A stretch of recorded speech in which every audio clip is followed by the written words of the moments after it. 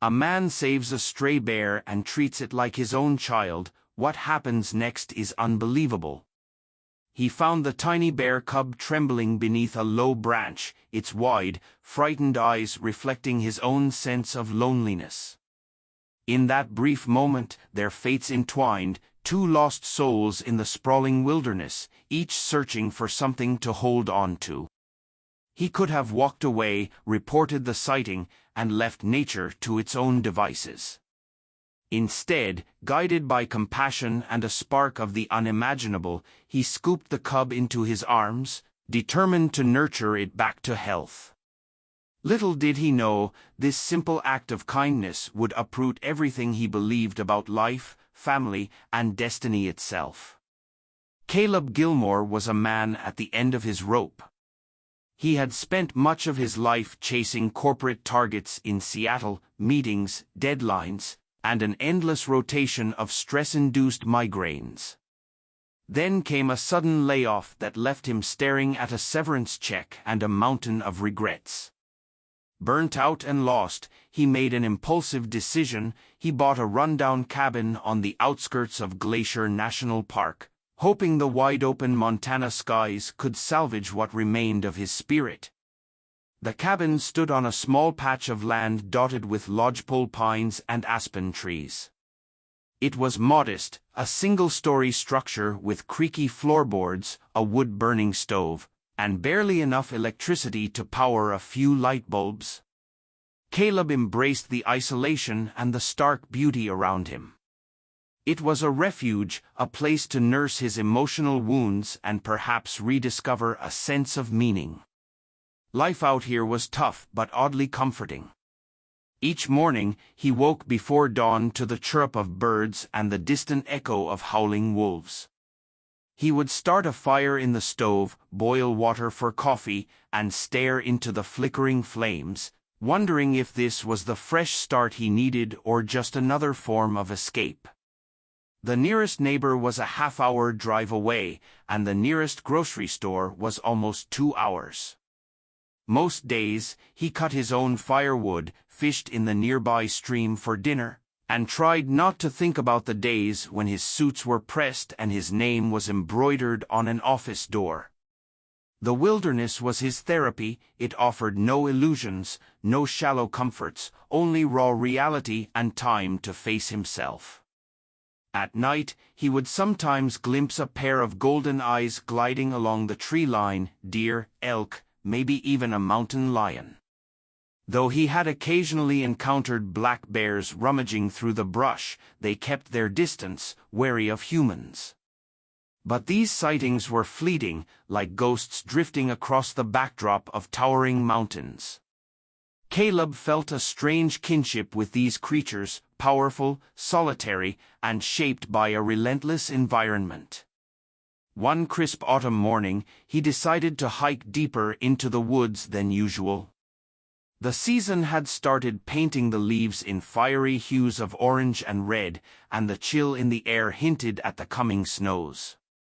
Slinging a light pack over his shoulder, he set out along a narrow trail that wound past an abandoned fire lookout, determined to leave behind the memories of conference calls and corporate betrayals. Little did he know, this day would mark the boundary between his old life and the extraordinary saga that would follow, a story that would challenge every notion he held of family, belonging, and what it truly meant to care for another living being. Caleb had ventured about 5 miles beyond his usual route, engrossed in the subtle changes of the forest. He admired how the trunks of ponderosa pines seemed to glow under the dappled sunlight, the golden shimmer of aspen leaves quaking in the breeze. He could almost feel the hum of life beneath the crunchy carpet of fallen needles, mice scurrying, insects forging hidden tunnels. He paused near a fallen log to sip from his water bottle when he heard a faint whimper. At first, he dismissed it as the wind or perhaps a small animal rustling the leaves. But then it came again, a soft, distressed cry that pricked his ears. Heart thumping, he crept forward, scanning the undergrowth for the source. It took only a few seconds to spot it, a tiny bear cub, no larger than a small dog, trembling beside a snag of roots. Its fur was dark, but not the midnight black typical of a black bear cub, it was more of a chocolate-brown hue. Mud matted its coat, and its sides heaved with shallow breaths. Alarm bells rang in Caleb's mind. Where was the mother? Bears were famously protective, and approaching a cub was often a fatal mistake.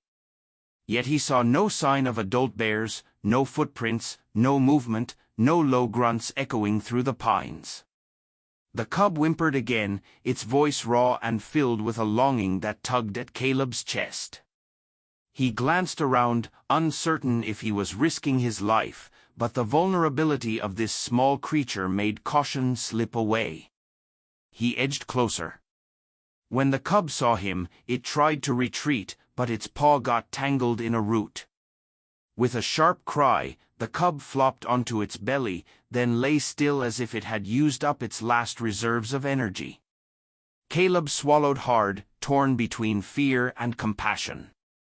If the mother was nearby, she would surely attack if she saw him hovering over her baby. But if the mother was gone, killed perhaps, or driven off, this cub stood no chance of survival on its own. Kneeling slowly, he reached out a tentative hand. The cub regarded him with wide, desperate eyes but didn't resist. Its breath rasped, almost as if it had been crying for hours. Ever so gently, Caleb freed the little paw from the root and inspected it. Nothing seemed broken, just a bit swollen. He knew the moral guidelines: leave wildlife alone, let nature take its course. But what if letting nature run its course meant letting this small life wither away in terror and starvation? It wasn't in Caleb's nature to turn away from suffering, especially not now, when he himself had felt abandoned by the world. Perhaps he saw a reflection of his own loneliness in the cub's eyes. Taking a deep breath, he scooped the tiny bear into his arms. The cub weighed very little, a slight, trembling ball of fur. Caleb's chest tightened with an emotion he couldn't name, part pity, part protectiveness, and something deeper that whispered, "You have to help him." He dug into his pack for a leftover granola bar, offering a small piece. The cub sniffed, then gobbled it eagerly, letting out a soft whine when it finished. Sunlight angled through the trees, casting a golden halo around them as Caleb hoisted the cub securely against his jacket. No sign of the mother. No footprints. No warning growl in the distance. Just the labored snuffle of a starving cub. He imagined leaving it there, alone, with winter fast approaching. The thought made his chest ache. Without another word, he turned back. The way he came, every sense alert for any sign of an adult bear, he was half expecting a furious sow to burst from the undergrowth, roaring vengeance, but the forest remained silent. So began Caleb's journey home, carrying in his arms a life that was not his to claim but which he could not bear to abandon. Returning to his cabin, Caleb felt a tangle of relief and apprehension.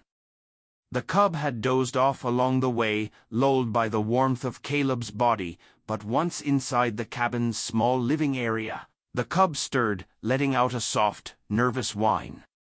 Caleb gently placed it on a makeshift bed, an old blanket spread on the floor near the wood-burning stove. He had read enough to know that raising a wild animal was generally discouraged, if not outright illegal, in many places. Montana Fish, Wildlife, and Parks strictly advised calling a licensed rehabilitation center if one ever found an orphaned or injured bear. Logically, that was the step he should take.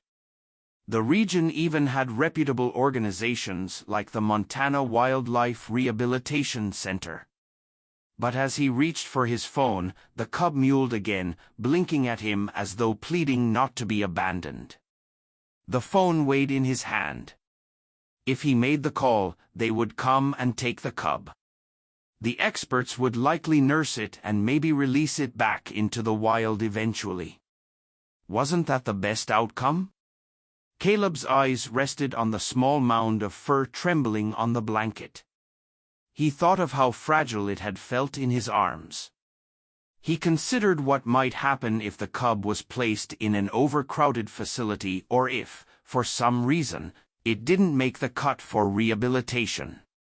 The rational part of him knew this fear might be unfounded. Wildlife agencies often did their best, but the emotional side, the part of him that identified with being alone in a harsh world, wanted to do more. He placed the phone down, took a deep breath, and whispered to the cub, "Just for tonight, I'll take care of you. Tomorrow, I'll figure out what to do." The cub's nose twitched as if acknowledging the promise. Next came the question of food. Bears, especially cubs, needed a specialized diet. He rummaged through his kitchen, cobbling together a rudimentary mixture of goat's milk, water, and some soft fruit. He warmed the concoction on the stove and offered it to the cub in a shallow bowl. The cub lapped it up hungrily, then looked at him for more, its eyes brightening with each gulp. He watched, his heart heavy with empathy. In his old life, tasks like feeding a dependent creature had never crossed his mind. His days used to revolve around spreadsheets and deadlines, not the urgent squeaks of an orphaned bear cub. Part of him felt in over his head this was no domesticated pet. The other part felt an inexplicable surge of responsibility. The cub had no one else. Night fell over the Montana wilderness. Usually, Caleb would sit on his porch, listening to the wind soar through the pines. But that evening, he stayed beside the cub, occasionally stoking the fire to keep the cabin warm. Each time the bear shivered or whined, he'd reach out to gently stroke its fur, murmuring reassuring nonsense. Strangely, it reminded him of the bedtime stories his mother had told him long ago, stories of bravery and second chances. As the hours passed, he knew he was making a choice, one that could complicate his life in ways he might not fully anticipate. But there, in the glow of the flickering firelight, the cub dozed off against his knee, the tiniest hint of trust shining in its eyes. For the first time in a long while, Caleb felt needed, and it filled an empty part of his soul he'd almost forgotten was there. In the days that followed, Caleb's routine transformed. Instead of solitary hikes and quiet dinners, his life revolved around the cub. He researched everything he could find about orphaned bears, nutritional needs, habitat considerations, how to gradually introduce solid foods. His limited internet connection was put to the test, and his phone's data usage soared. He learned how crucial warmth was for a cub. Without a mother's body heat, the little bear could easily succumb to hypothermia, so Caleb rigged an old heating pad under layers of blankets. He also discovered that the cub needed multiple small meals a day, so he prepared an improvised schedule, feeding the little one every few hours. At first, the cub, which he began calling Bruno, was wary, pawing the air defensively whenever Caleb approached. But soon, Bruno realized this tall, lanky human was a source of food and warmth. Each day, the cub's apprehension lessened, replaced by a curious trust. He'd sniff Caleb's hands, nibble gently at his fingers, and even tumble into his lap when trying to climb a pile of pillows. Caleb, despite knowing the potential perils of getting too attached, couldn't help but laugh at the cub's clumsy antics. He started noticing little things that revealed Bruno's personality, how he would tilt his head inquisitively at everyday objects or how he'd pounce on a sock like it was prey, sliding across the wooden floor in a flurry of fur and nails. Sometimes, he'd let out a tiny grunt of satisfaction after eating, which Caleb found inexplicably adorable. The bond forming between them felt surreal. Caleb had never seen himself as a caregiver. He had always dodged the idea of parenthood, too consumed by his career to imagine nurturing another life. Yet here he was, coaxing a wild creature toward survival, feeling a fatherly protectiveness welling inside him. Still, doubts gnawed at him. He knew Bruno wasn't a domesticated animal. Sooner or later, the cub would grow into a powerful bear, too large and too dangerous to keep. Did he have it in him to let Bruno go when the time came? And what about the law? Raising a bear could lead to hefty fines or worse if he was discovered. But day by day, those worries receded into the background. The immediate reality was that a small creature needed him, and he had stepped up. The sense of purpose that had been missing in his life surged, electrifying him with each new milestone. Bruno learning to stand on 2 feet for a few seconds or successfully transitioning to a small portion of mashed berries and fish. One afternoon, while chopping wood outside, Caleb glimpsed Bruno peeking through the window, front paws perched on the sill. The cub's nose twitched, surveying the outdoors with an inquisitiveness that made Caleb chuckle. In that moment, he realized he hadn't felt this alive in years. The cabin no longer seemed like a lonely outpost of despair, it was a place of hope and newfound connection. That evening, as the sun cast long shadows across the living room, Caleb curled up on the floor next to Bruno. The cub rested its head on his thigh, eyes half closed. The quiet crackle of the fireplace enveloped them, a lullaby of acceptance and belonging. In that gentle hush, Caleb felt a profound sense of peace, as though he had finally found a chapter in his life worth inhabiting. Weeks turned into a month, and Bruno thrived under Caleb's care. His once fragile body grew sturdier, his fur, once matted and dull, now beamed with a healthy sheen. He outgrew the small basket Caleb had fashioned as a makeshift bed, so Caleb cleared a corner of the living room to create a larger sleeping area. Part of him knew this was just prolonging the inevitable, but he couldn't bring himself to do anything else. Every sunrise brought new challenges.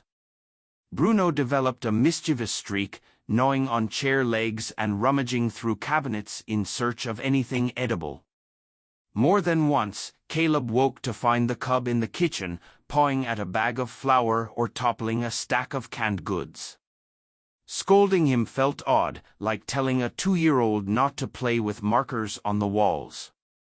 Bruno was simply exploring his world, guided by an insatiable curiosity and an even bigger appetite. Despite these minor misadventures, they settled into a routine that felt almost domestic. Caleb found himself humming tunes while preparing Bruno's meals, half lost in daydreams of a more permanent companionship. He started calling Bruno a little buddy, and on chilly evenings, they'd curl up together on the worn sofa, Bruno draped over Caleb's lap like an oversized cat, softly snoring. Out of necessity, Caleb ventured into town to stock up on supplies. At the general store, he found himself buying large quantities of fresh produce, juice, yogurt, and even fish scraps from the butcher.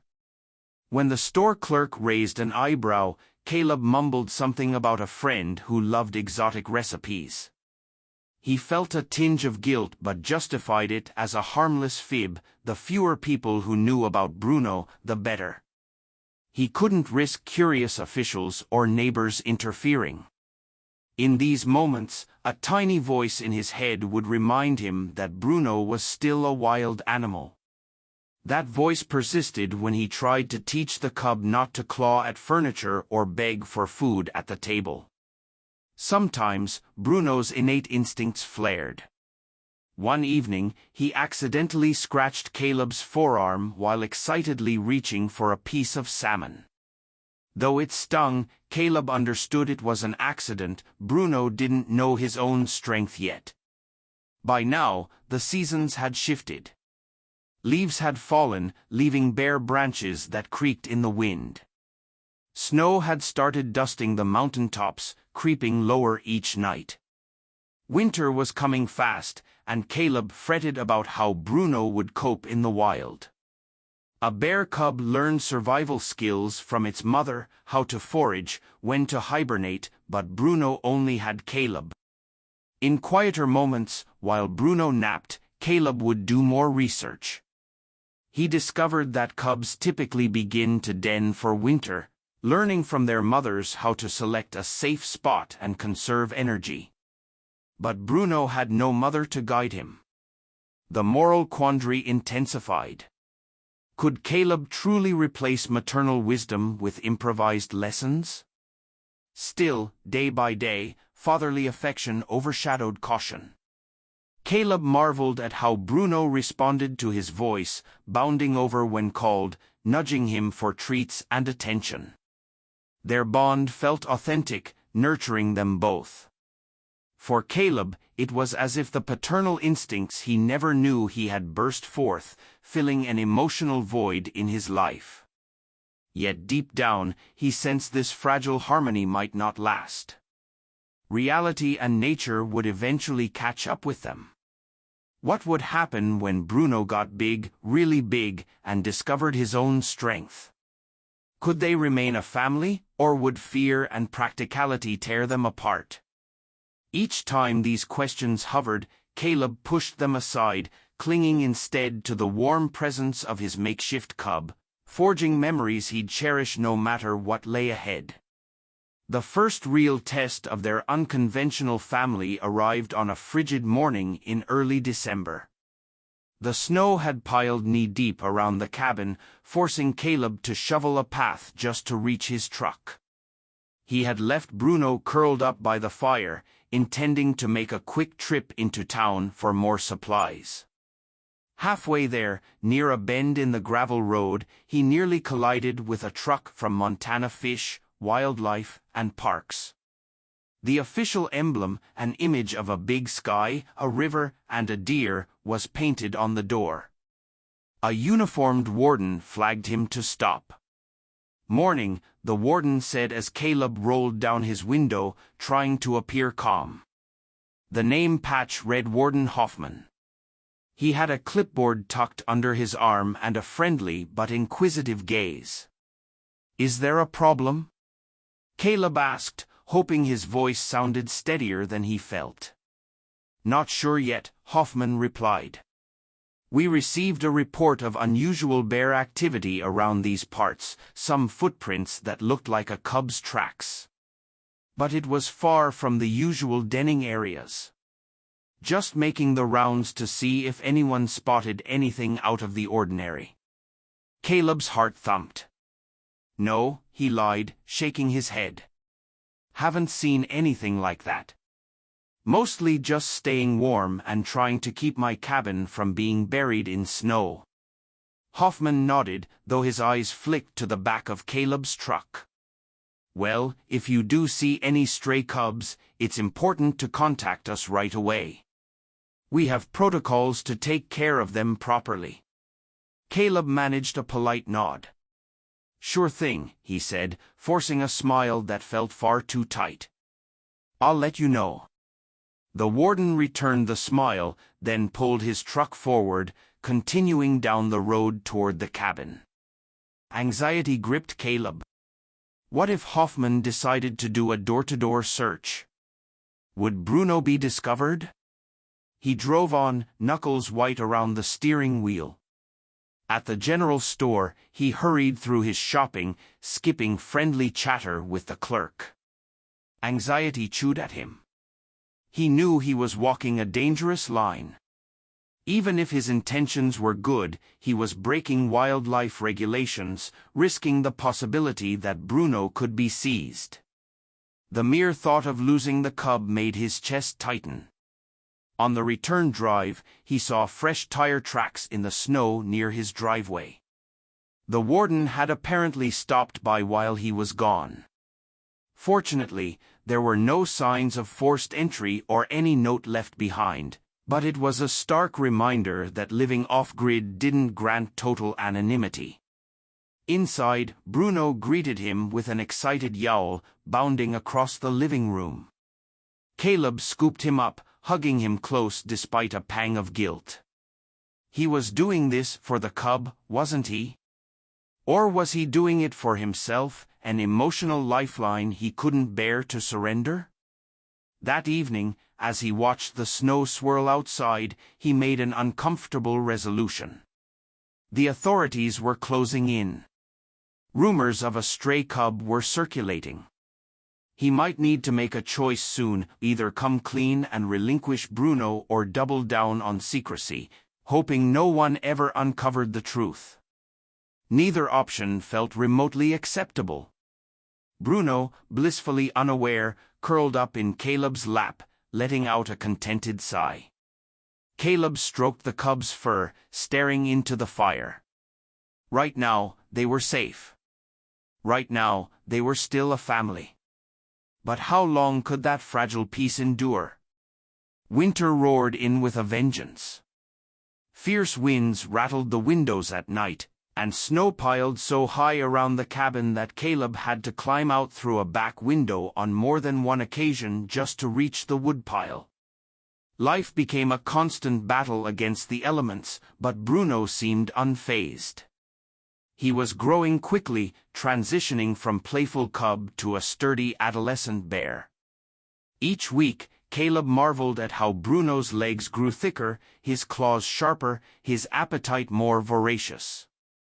He consumed an astounding amount of food, which led Caleb to hunt and fish more often, supplementing store-bought supplies with the bounty of the wilderness. The local rabbit population suffered a few losses, but Caleb justified it as part of raising a predator that needed protein and the skills to survive independently, skills that, in theory, would serve Bruno when he returned to the wild. Yet the bigger Bruno got, the more precarious their situation became. He was no longer a small, innocuous ball of fur.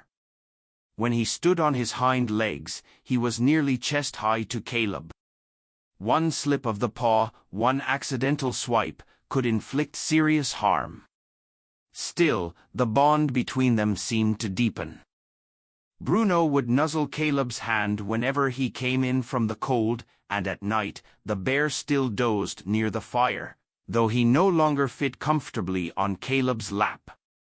Amid this icy isolation, the outside world crept closer.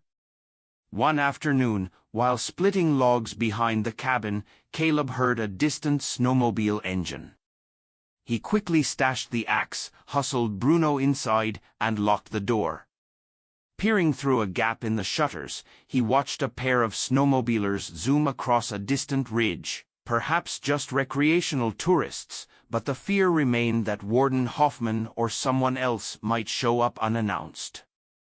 Caleb wrote daily in a small journal, documenting Bruno's growth, weight, length, dietary changes, and unusual behaviors. He told himself that this record might help a rehabilitation center should he ever decide to relinquish Bruno, but the pages also served as a testament to the fatherly pride swelling in him. He recounted how Bruno had learned to fish scraps out of a shallow creek or how he'd begun to roll logs over in search of insects. But for all the closeness, cracks were forming. Bruno became restless on stormy days, pacing around the cabin with a low grumble. Several times, he scratched at the door, trying to get out. When Caleb let him roam outside, he quickly realized Bruno could vanish into the woods in a heartbeat if he so desired. Yet each time, the bear returned, drawn by the warmth and companionship he shared with Caleb. It was almost as if Bruno saw him as a parental figure, a caretaker who ensured food and shelter. Caleb felt the tension of conflicting instincts, the part of him that adored Bruno like a child and the part that recognized this was temporary. The bear's growth and wild nature wouldn't be contained forever. Something had to give. Late one night, after a day of heavy snow, Bruno stood at the window, staring at the swirling flakes. Caleb observed him from the couch, noticing the longing in Bruno's posture, the call of the wild. For the first time, he considered the possibility that Bruno might choose to leave him one day, and that thought brought a lump to his throat heavier than any sorrow he had ever carried. It was a bleak morning when the unthinkable happened. Caleb had just finished feeding Bruno, now an impressively solid adolescent bear, when he spotted two vehicles crawling up the snow-packed driveway. His heart lurched. Through the window, he identified one as the pickup truck from Montana Fish, Wildlife, and Parks. The other was a standard county sheriff's SUV. Without a second to lose, he guided Bruno into a makeshift storeroom at the back of the cabin. He had prepared it weeks earlier for exactly this scenario, cluttered with boxes and covered by a heavy door that locked from the outside. Bruno whined in protest, but Caleb patted his head and whispered, "Stay quiet, please." Tension gnawed at him as he opened the front door. Two figures emerged, Warden Hoffman and a county sheriff named Daryl Sutton. They trudged through the snow, polite but firm. "Morning," Hoffman said, removing his gloves. "We're following up on multiple sightings of a young bear in the area. Some neighbors reported fresh tracks near properties, rummaging in trash bins, unusual for winter. We also got reports from local trappers who say they've seen a human with the bear. We needed to check in with everyone around these parts." Caleb forced a casual smile. "Sure, come in. It's freezing out there." Inside, the men stomped snow off their boots. Caleb's pulse hammered. He hoped they couldn't hear Bruno shifting around in the storeroom. The bear might sense strangers in the house and grow agitated. Hoffman's gaze swept the cabin. "You live alone?" "Yeah," Caleb replied, trying not to sound defensive. "Been here a few months now." "Just me." Sutton, the sheriff, rubbed his hands together for warmth. "We'd appreciate it if we could look around." Standard procedure. Some folks have started vigilante methods, feeding wildlife or trying to raise them. That doesn't end well for anyone. Caleb's stomach twisted. "Look around for what, exactly?" Hoffman gave a tight smile. "Just to ensure you're not harboring any wildlife illegally. We had a tip about a bear cub, and your cabin is one of the last stops." Panic flared, but Caleb tried to maintain composure. "Well, you're free to take a quick look," he said, gesturing at the cramped living space. "As you can see, it's not exactly sprawling." The men split up, opening closet doors and checking behind furniture. When Sutton paused by the door to the storeroom, Caleb's heart nearly stopped. But a heavy padlock on the outside gave the impression it was just a locked storage area. "What's in here?" Sutton asked, rattling the door. "Old junk," Caleb answered. "It's locked because I keep tools and some valuable personal items in there. If you want me to open it, I will, but it's a tight mess, might take a while to sort through." Sutton frowned, glancing at Hoffman. They seemed uncertain, but the storeroom looked ordinary enough, and there were no suspicious noises. Bruno, miraculously, remained silent. "All right." "No sign of a bear in here," Hoffman declared, sounding slightly disappointed. "If you do see anything, give us a call. We're trying to do what's best for the animal." Caleb nodded, relief and guilt colliding in his chest. "I understand. I'll keep my eyes open." With that, the officials left, their boots crunching over the icy threshold. Caleb followed them to the door, forcing a polite goodbye. Once their vehicles disappeared down the driveway, he hurried to the storeroom and unlocked it. Bruno peered at him, wide-eyed, having picked up on the tense atmosphere. The bear nuzzled Caleb's shoulder as if sensing he needed reassurance. Caleb let out a shaky breath, hugging Bruno around his thickening neck. They had escaped detection this time, but it was a warning shot across the bow.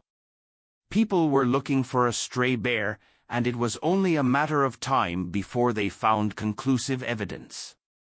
The walls were closing in, and Caleb realized he had to confront a harsh question. Was his love for Bruno worth risking the bear's freedom or even its life if things escalated?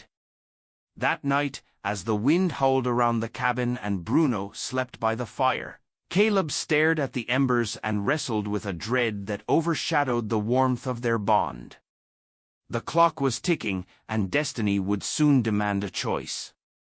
When the authorities left, Caleb sank into a whirlpool of deliberation. He had never felt so conflicted.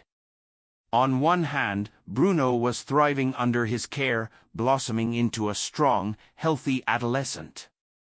On the other, every day he kept Bruno was another day of deception, a day that could end in tragedy if discovered. As winter wore on, Bruno's behavior grew bolder. He sniffed at the door more often, pawing at the latch, longing for the space beyond the cabin walls. Sometimes Caleb took him out to explore the property, but these excursions became risky. One neighbor's property line was within a mile, and the footprints in the snow were too obvious. They had to remain vigilant. Late one evening, after Bruno had dozed off, Caleb did something he hadn't done since leaving Seattle. He called his mother. Though they had a distant relationship, he yearned for a comforting voice. He told her about his life in Montana, omitting the bear, of course, and how he felt torn about an important responsibility. His mother's advice was gentle. If it's a true responsibility, sometimes letting go is the hardest yet kindest thing you can do, she said. Those words cut deeper than she realized. The next day, Caleb paced around the cabin, debating the unthinkable. Should he personally take Bruno to a wildlife rehabilitation center in Missoula or somewhere that specialized in bears? Or should he make a clandestine trip into the deeper wilderness, set Bruno free, and hope his instincts guided him? A part of him couldn't stand the idea of handing Bruno to strangers who might cage him, even if temporarily. Another part couldn't imagine leaving him alone in the wild without the survival lessons a mother bear would provide. Yet continuing to hide Bruno posed escalating dangers. If discovered, the officials might euthanize the bear, citing public safety. The turning point came on a cold morning in January. Caleb was lugging a bag of feed he'd specially ordered for Bruno, a blend of fruits, fish, and vitamins, when he slipped on an icy patch, twisting his ankle. Pain seared through him as he sprawled out in the snow, cursing under his breath. Bruno bounded over, sniffing anxiously at Caleb's leg. The bear let out a concerned grunt, as if urging him to stand. Caleb tried, but the pain flared again, toppling him. With surprising gentleness, Bruno nudged against him, offering support. Caleb leaned on the bear's broad shoulder, hobbling back to the cabin. Once inside, he sank into a chair, breathing heavily. Bruno paced nervously, whining at his caretaker's evident discomfort. That moment crystallized something. Bruno was no longer just a helpless cub, he was a powerful, empathetic companion. Yet that power came with potential dangers.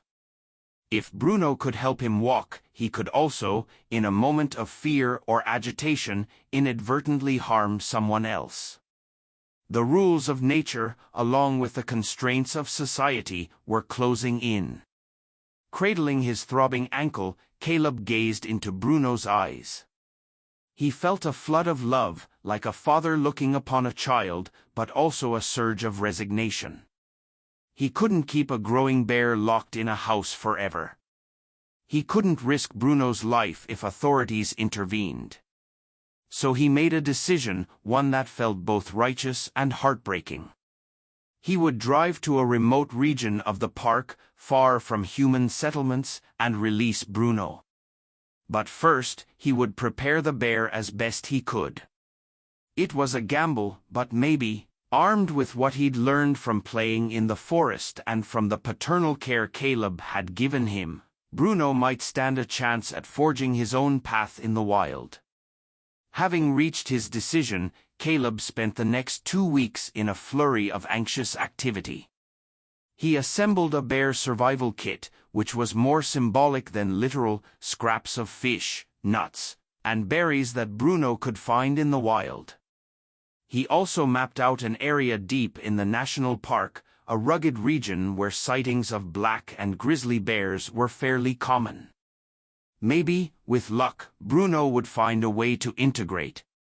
He pored over articles and field guides on bear behavior, gleaning how mother bears teach their cubs about denning sites, foraging techniques, and predator avoidance.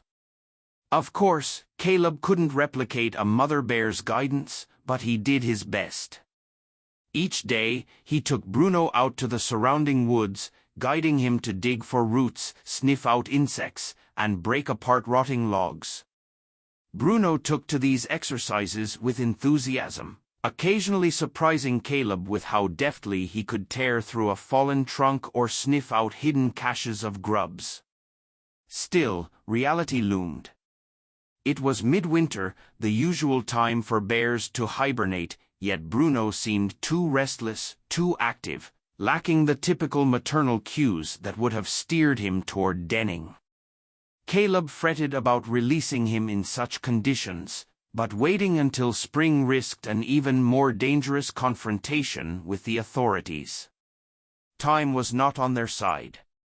Compounding his anxiety was the knowledge that once released, Bruno might not survive. He was robust, sure, but still young, barely 6 or so months old. Without a mother's protection, would he fall prey to a larger predator? Would he starve or wander too close to another human settlement and be shot? The mere thought made Caleb's hands tremble. Yet the alternative, keeping Bruno cooped up until he outgrew the cabin, was even bleaker. Every time he watched Bruno wrestle with a tree branch or gallop through the snowbanks, he realized the bear yearned for freedom. His eyes shone with an untamed spirit that no cabin walls could contain indefinitely. The night before the planned departure, Caleb hardly slept. He packed essential supplies in his truck, ensuring enough food and gear for a week in case he needed to establish a temporary camp. Bruno sensed the tension. The bear paced around the cabin, letting out soft grunts of confusion. Caleb tried to comfort him, stroking his thick fur and whispering words he wasn't sure Bruno could understand. In the flickering glow of the fire, he let Bruno lay his head on his lap. Tears stung Caleb's eyes. He realized he loved this bear with a fierce protectiveness he'd never felt for another being. The thought of letting go felt like ripping out a piece of his own heart. But paternal love sometimes meant doing what was necessary, even if it tore you apart. When dawn broke, Caleb loaded Bruno into the truck bed, outfitted with a secure crate that he'd lined with straw for warmth. Bruno resisted at first, scrabbling to stay in the familiar cabin, but eventually he climbed in, unsure yet trusting. As the engine sputtered to life and the cabin vanished behind them, Caleb gripped the steering wheel with trembling hands. This was it. The final journey they'd take together, father and cub, united in a bond the world would never fully understand. The drive took them over winding roads and through towering pines blanketed in fresh snow. The sky was overcast, heavy clouds threatening another storm.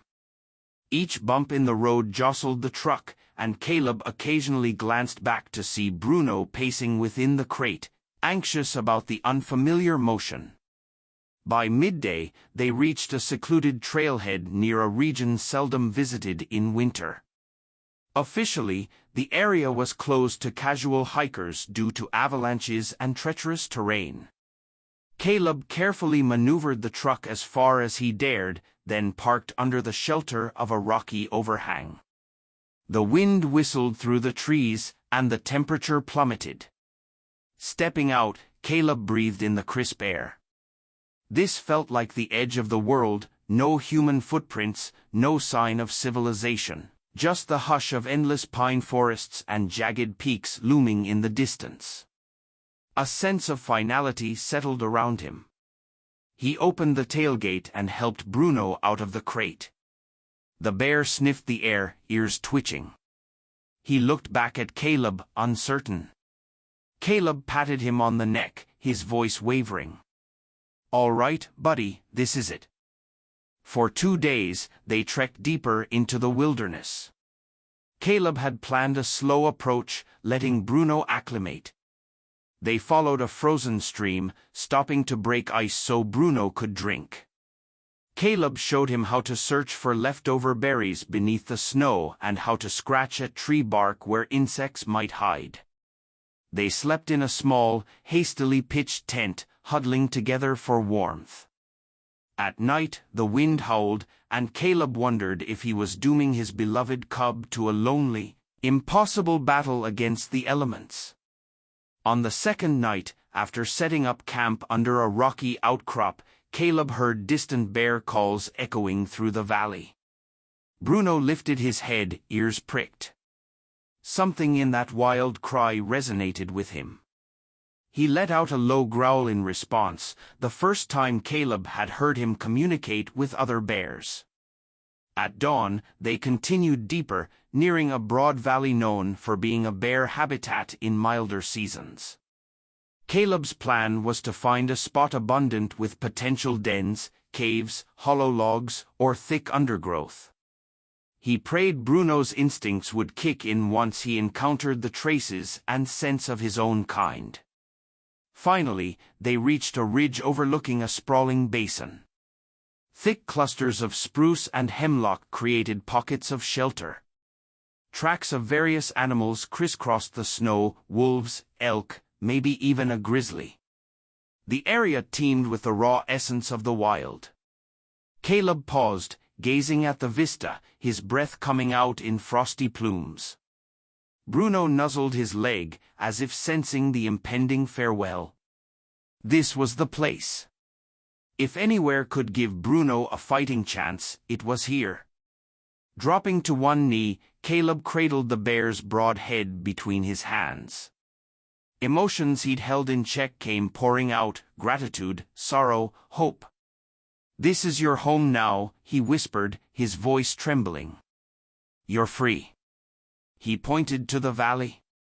Bruno blinked, then ambled a few steps, sniffing the air. A swirl of wind carried the scent of other creatures, primal and fierce. Bruno let out a tentative growl, as if announcing his presence. Caleb watched, tears welling. Every fiber of his being screamed to hold on, to never let this companion go, but fatherly love commanded otherwise. Bruno took another step, then glanced back at Caleb.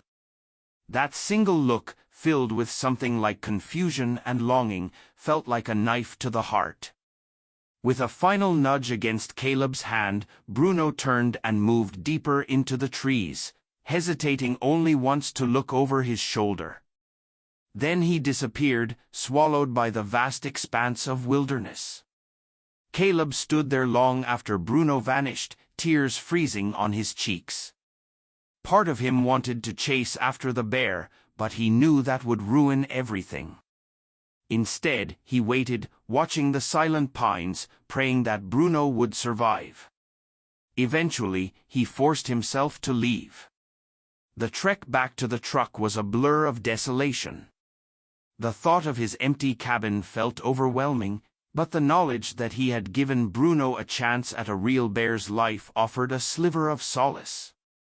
This was the price of love, setting free the one you cherished more than anything else. Returning to the cabin felt like walking into a tomb. The living space, once filled with the cheerful chaos of a growing bear, was eerily silent. Caleb wandered through the house, noticing the scratched furniture, the old blankets where Bruno used to sleep, the random toys he'd fashioned out of knotted rope. It felt like a relic of a life that had ended abruptly. He told himself he had done the right thing, that Bruno deserved to roam free, to become the creature he was born to be. But the ache in his chest was unrelenting. Nights were the worst. He'd wake expecting to hear Bruno's soft snoring or the click of his claws on the wooden floor. Instead, he was met with emptiness. Days turned into weeks. The snow began to melt, making way for early spring. Caleb wrestled with guilt and longing, constantly haunted by the question, did Bruno survive? He had no way of knowing. He considered venturing back into the park to search, but realized that could disrupt Bruno's integration. The best he could do was hope. In an effort to process his grief, he wrote letters to his mother, describing the experience in vague terms, never mentioning Bruno outright. He also resumed journaling, each entry reflecting a mosaic of memories, feeding Bruno, playing with him in the snow, the way the cub had looked at him with total trust. One late afternoon, near the tail end of March, Warden Hoffman unexpectedly appeared at the cabin's doorstep again. Caleb's heart lurched, but the warden's demeanor seemed different, less suspicious, more curious. "Mind if I come in?" Hoffman asked softly. Caleb nodded, stepping aside. Hoffman glanced around, noting the scratches on the furniture. "You've been doing some remodeling?" he asked, a faint quirk of his lips suggesting he suspected more than he let on. Caleb swallowed hard, choosing his words carefully. "Not exactly. Just, living close to nature sometimes leaves marks." Hoffman nodded. "We haven't seen signs of the stray bear in weeks. Some folks say it might have migrated or found a new territory." He paused, his gaze meeting Caleb's. "Figured you'd like to know that, in case you were concerned. Bears do wander, especially young ones, if they survive winter." Caleb's chest tightened. He forced a neutral tone. "That's good, I guess." Hoffman cleared his throat. "We also found tracks in a remote part of the park. Bear tracks that seemed to belong to a larger cub. In good shape, by the look of it." He hesitated. "Just thought you might find that interesting." A hot surge of emotion filled Caleb's eyes. He blinked it back, nodding. "Interesting," he murmured. "That's good news, then." Hoffman let the silence stretch before heading to the door. "If you ever see anything else, anything unusual, just call. We'd want to make sure the bear stays safe." The warden lingered. "And you, too." Caleb managed a small smile. "Appreciate it." When Hoffman drove away, Caleb stood on the porch, gazing at the pale sun sinking behind the pines. Tracks in the remote part of the park. In good shape. The words echoed in his mind. A spark of hope flared, warmth blooming in his chest. Perhaps Bruno was out there, carving his path through the wilderness, living the life Caleb had fought so hard to give him. That evening, he lit a single candle and placed it on the windowsill, a silent tribute to the bond he and Bruno had shared. He realized that even though the bear was gone, the love remained, etched into his very being. They were etched into each other. Bruno would always carry a piece of Caleb's kindness, and Caleb would carry the bear's wild spirit. He closed his eyes, recalling the feel of Bruno's thick fur beneath his fingers, the gentle rumble of the bear's breath when he slept, the playful mischief in his eyes. He whispered good night into the silence, imagining the forest echoing back, and in that moment, he finally understood. Sometimes, the most unbelievable things happen not in acts of grand heroism or miracles, but in the quiet, wavering commitment to care for another life, even if it means letting go when the time is right. Thank you for accompanying me on this emotional journey of a man and the stray bear he raised like his own child. Their story reminds us that true connection knows no boundaries, even between a human and a wild creature, and that genuine love often demands difficult choices. If this story touched your heart, please consider taking a moment to like this video, share it with friends, and subscribe to the channel. By doing so, you help spread tales of resilience, compassion, and personal growth to a wider audience. Who knows? Perhaps someone out there is looking for the inspiration or courage to follow their own extraordinary path. Thank you once again for watching and for being part of this remarkable adventure. Until next time, remember, acts of kindness can change lives, and sometimes, those lives aren't even our own species.